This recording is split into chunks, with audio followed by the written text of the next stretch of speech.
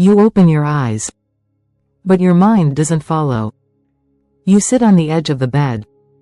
You look around.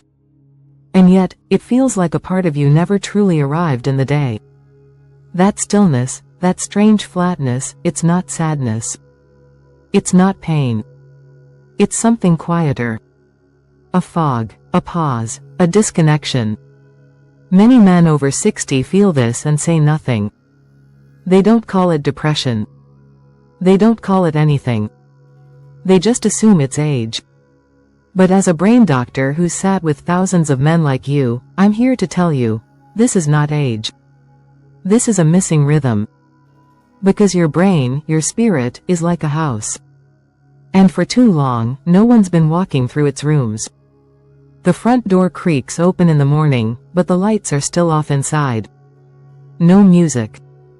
No motion. No memory of what it means to feel alive. That doesn't mean something's wrong with you. It means something has gone quiet. And not permanently. Because your brain hasn't given up. Your body hasn't checked out. They're simply waiting for you to come home again. And home starts with a knock. A signal. A step. In the next part, we'll walk into the first quiet room, the one where emotion used to live. And we'll ask the question no one's asked in a long time, how do you feel, really? Because from that moment of truth, everything can begin again. You walk into the room. It's familiar, but something feels off. Like you've been living in it, but the colors are muted. The air is heavy. And nothing speaks anymore. This is the place where emotions used to move freely. Where joy and curiosity lived. Where frustration had a name, and desire had a direction. Now? It's just fog. You're not sad. But you're not present either. You go through the motions, but you don't feel like you're in them. You love your partner, but don't always feel close. You finish your day, but forget how you got there. You laugh, but it feels distant, like hearing it through a wall. This is what emotional numbness looks like after 60. It doesn't scream. It fades. And it's not weakness. It's biology. Here's what's happening. As we age, dopamine, the chemical of motivation and reward, begins to decline. When we stop moving, serotonin, the chemical of mood and connection, drops even lower. Without light, without breath, without motion, the emotional system shuts down like a quiet room left untouched for years. But here's the good news, this room is not abandoned. It's just asleep. Your emotions are still there. They're just buried under stillness. And like any fog, it can lift. With breath. With rhythm. With movement. With intention. Not all at once. But slowly. Gently. One light at a time. In the next part, we'll visit a room that scares many men, the place where memory, sharpness, and even desire have grown distant. But that room? It doesn't need fixing. It just needs you to knock. And stay for a moment. Let's go there together. You reach for the doorknob. It sticks. Not jammed, just unused. This is the room many men avoid. The one where you start asking yourself, why did I come in here? What was I about to say? Why don't I feel that fire anymore? It's not just about forgetting names or misplacing your glasses. It's about feeling like your sharpness is fading. Your edge is softening. Your memory, slipping just enough to feel it. But there's something else in this room. Something even quieter than memory. It's desire. Not just sexual. But the desire to initiate. To reach. To lead. To feel alive in your body and present in your touch. When this room goes dim, most men think, that's just how it is now, but that's not the truth. Let's talk science for a moment. The hippocampus, the part of your brain tied to memory and orientation, shrinks without movement, hydration, and deep sleep. Low testosterone doesn't just affect physical function, it dulls mental clarity and emotional drive. Poor blood flow means your brain cells and your intimate parts aren't getting the oxygen they need. So what happens? You stop feeling sharp. You stop feeling strong. And slowly, you stop feeling like you. But here's what matters most. The door is still there. And it's not locked forever. It responds to something simple: activation. Not pressure. Not shame. But signals. A morning stretch. A cold glass of water. A deep breath by the window. A favorite song playing in the kitchen. These are not small things. They're keys. And when you begin using them, the door begins to loosen. The mind sharpens. Desire flickers. Presence returns. In the next part, I'll show you exactly how to do this. Not by overhauling your life, but by flipping a few light switches every day to wake up the house you still live in. Because your rhythm isn't gone. It's just waiting to be remembered. You don't need to fix the whole house. You just need to flip one light. And then another. And another. Because the brain doesn't heal from pressure. It heals from pattern. From rhythm. From simple daily signals that whisper, "Wake up. You're safe. You belong here." Let me give you 4 of those signals. 4 rituals. Each one less than 10 minutes. Each one designed to reconnect your mind and body, gently, reliably, and without strain. 1. Morning hydration plus breath, 2 minutes, before coffee. Before news. Before talking. Drink 1 glass of warm water with a pinch of sea salt. Stand by an open window. Take 3 slow breaths in through your nose, out through your mouth. Why it works. It rehydrates your brain. It lowers overnight cortisol.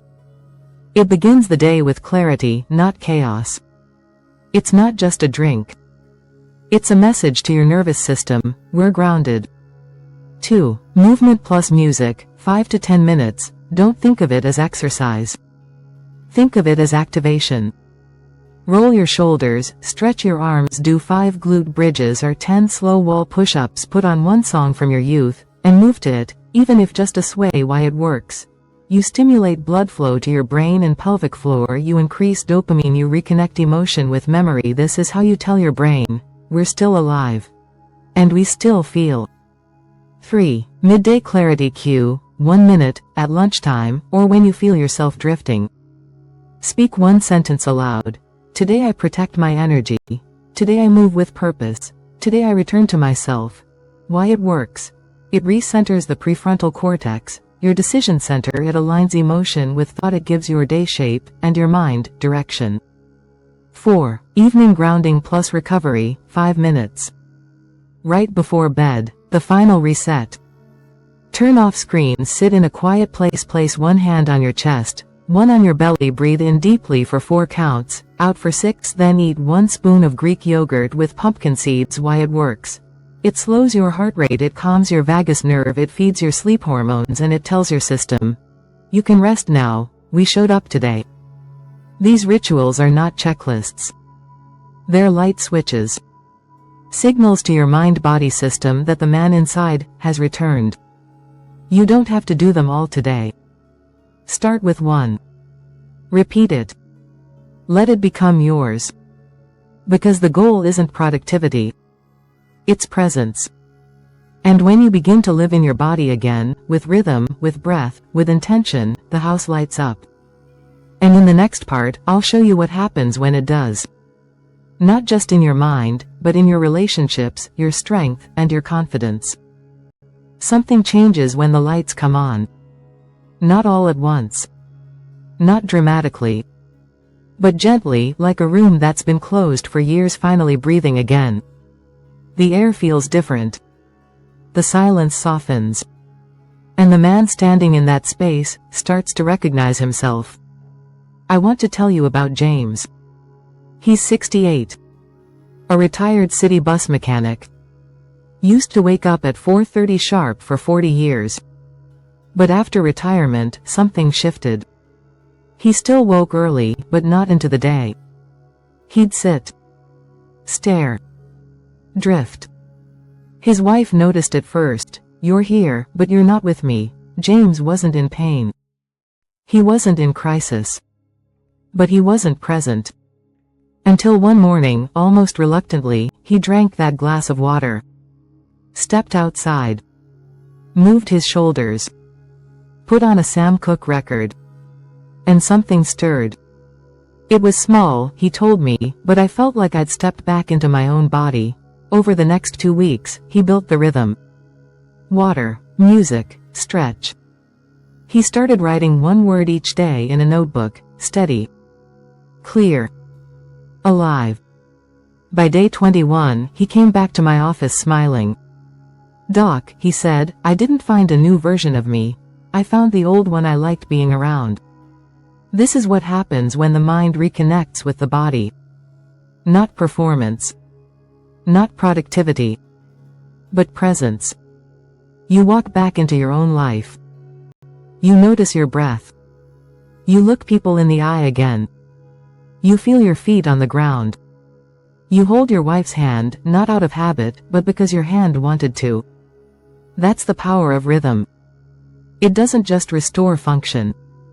It restores connection. To yourself. To your memories. To your emotions. To the people who've missed you, and maybe who you've missed too. In the next, and final, part, we'll talk about what this really is. Not a checklist. Not a challenge. But a return. Because you're not lost. You're remembering. And your house is yours again. Let me tell you something I believe with my whole heart: you are not missing. You are remembering. You didn't forget how to be yourself. You just stopped hearing the signals. You didn't lose your energy. You lost your rhythm. You didn't fail. You paused. And that pause was never the end. It was an invitation. An invitation to slow down, to look inward, and to ask the quiet question: what would it feel like to come home to myself again? This isn't about motivation. It's about permission. It's about honoring the fact that you've lived a long, complex, beautiful life, and that your body and brain still want to serve you. They're just waiting to be noticed again. Every time you stretch, every time you breathe with intention, every time you take a step before the day takes you, you're not building something new. You're returning to what was always there. You were the man who stood strong through decades. You were the man who held, built, carried, taught, protected. And none of that disappeared. It just got quiet. But now, you're listening again. And the house you live in, the mind, the body, the spirit, is ready to open back up. So here's what I ask. Don't try to change everything. Just open the door. Flip one switch. Start your rhythm. If this message spoke to something in you, leave a comment below. I'm remembering. Then tomorrow morning, before anything else, give yourself one signal. A glass of water. A song. A stretch. A deep breath. That's not a routine. That's a return. You're not broken. You're not late. You're not finished. You are remembering who you've always been. And I'm right here with you, light by light, step by step, breath by breath. Welcome home.